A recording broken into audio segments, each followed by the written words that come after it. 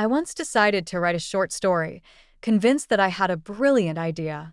It was going to be a gripping tale about a time traveler who accidentally lands in the wrong era. I envisioned this character, let's call him Max, who would navigate the complexities of the past while trying to find his way back home. Sounds exciting, right?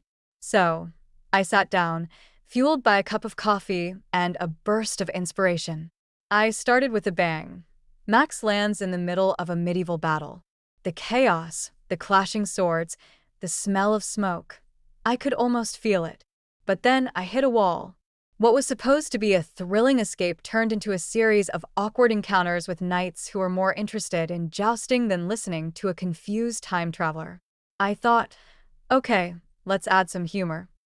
Max tries to explain his futuristic gadgets to these knights, but they just stare at him like he's speaking a foreign language. I had him pull out a smartphone, thinking it would be a hilarious moment. But instead of laughter, I ended up with a scene where Max gets chased by a group of knights who think he's a wizard. Not exactly the comedic relief I was aiming for. As I continued writing, I realized I was losing the plot. Max was supposed to be clever and resourceful, but I found him stumbling from one ridiculous situation to another. He accidentally joins a jousting tournament, thinking it's a friendly game, only to find himself on a horse, wearing armor that's 3 sizes too big. I thought, this is going to be hilarious, but it just felt forced. Then came the climax. Max finally finds a way to return to his time, but instead of a grand escape, he ends up in a pie-eating contest. Yes, a pie-eating contest. I thought it would be a funny twist, but it fell flat. I could almost hear the crickets chirping as I typed it out. After countless revisions, I realized I had lost the essence of what made the story exciting. I had so many ideas that I tried to cram into one narrative, and it became a jumbled mess.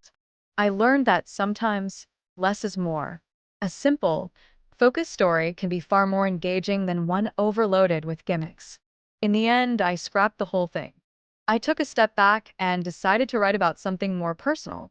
I channeled my own experiences, the moments of confusion and humor in my life. That's when I found my voice. Sometimes, the best stories come from our own journeys, not from trying to force a plot that just doesn't fit. So, if you ever find yourself stuck in a creative rut, remember, it's okay to fail. It's part of the process. Embrace it, learn from it, and keep writing. You never know what might come out of it.